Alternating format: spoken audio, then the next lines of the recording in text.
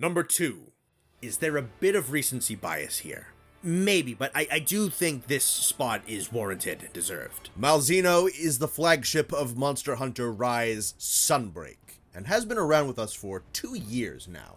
Malzeno has been around since Sunbreak's beta, and his story was wrapped up back in June of this year, so about 6 or 7 months ago. There's been time to marinate on Malzeno, and I really think he's as good as we thought he was. I think the developers knocked him out of the park. Malzeno truly is something special. There are individual categories in which Malzeno is outclassed by 1 or 2 other flagships, but there is nothing that Malzeno does not do extremely well. With one potential category up in the air, but we'll get to that in a bit. Malzeno has an exceptional fight that feels wonderfully tuned for Rise's speed. His gear looks excellent, emulating his lordly regality. His sound design is distinct and a nice change of pace from the traditionally deep roars and snarls. His vampiric inspiration is masterfully incorporated into his design without ever becoming over-stylized. The unique combat mechanics he brings to the table are fun to engage with.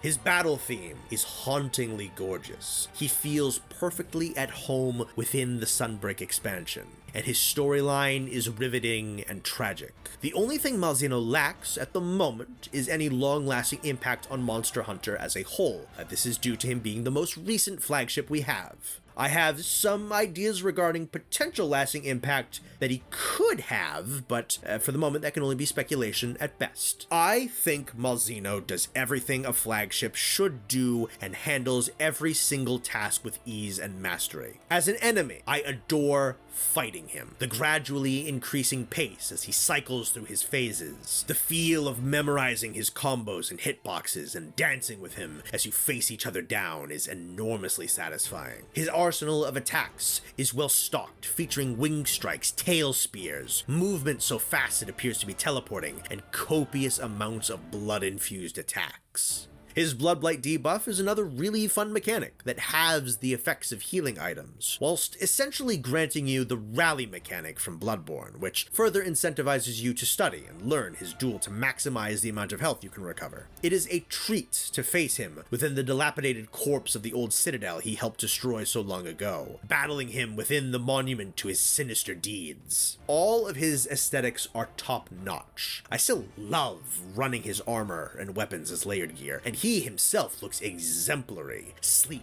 and lithe and serpentesque, sporting darkened silver, black and maroon as his core colors, with the slightest little tinges of gold on his horn, tail, and claws, serving as lingering glimpses of the proud animal he once was. Sunbreak, I will maintain, has Monster Hunter's greatest story to date. Gore Magala and 4 began this trend, and Sunbreak swooped in after the mediocre story of Monster Hunter Rise to deliver a tale of tragedy, desperation, perseverance, and revenge. Throughout Sunbreak's core story, Malzeno is an ever-present terror, haunting the forested woodlands of the Citadel and hunting its denizens. It maims one of our teammates, is rooted deep in the backstory of another, and wields power over the curio parasites, unknowingly to us, holding back an even greater scourge. To learn that the Malzeno we faced originally was a mutated victim of the parasitic curio, to see what this creature was supposed to be, and to save the species, setting them free of their curse, while putting the demons of many of Sunbreak's characters to rest was powerful. Like Ruiner, Nergigante, and Shigaru Magala on this list, Primordial Malzeno does not factor into this ranking based on design or combat, but for what he means to Malzeno as a species, and as a flagship of Monster Hunter Rise Sunbreak.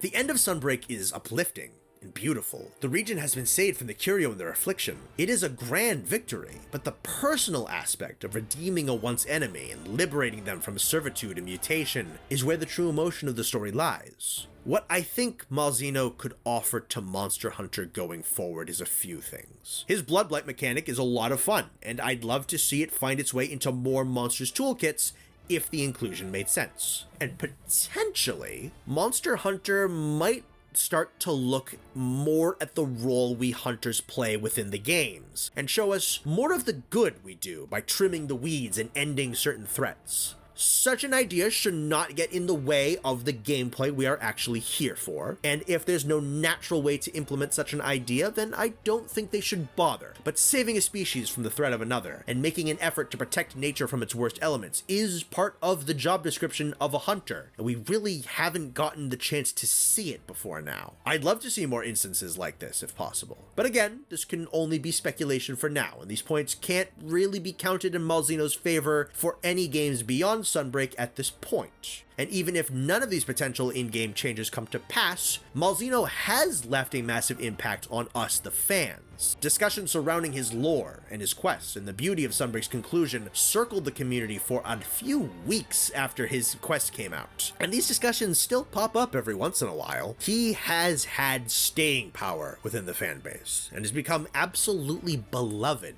by many. A feat that is doubly impressive, considering his predecessor Magnamalo and his game were not as universally praised. Even I didn't love the base game of Rise all that much. This created a slight disadvantage for Malzeno, needing to carry the expansion of a game with some lukewarm reception to it. He had to impress us, and he did.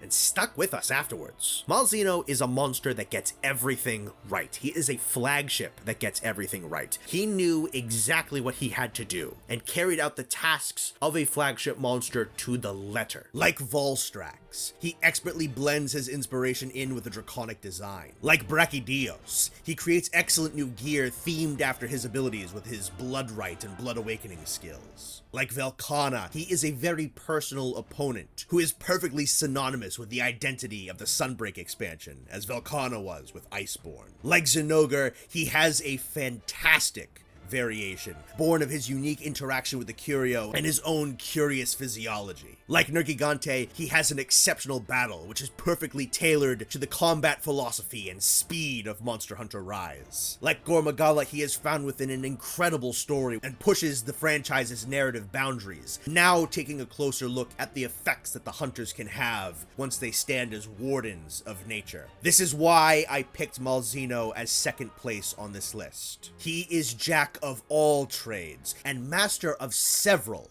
disciplines. I believe firmly that Monster Hunter's newest flagship belongs in second place. Though not as storied as many of his contemporaries, time, I think, will allow him to have such a story, and his best attributes come close to or match the best attributes of many of his contemporaries. I adore Malzeno, and I hope he has many grand returns in the future.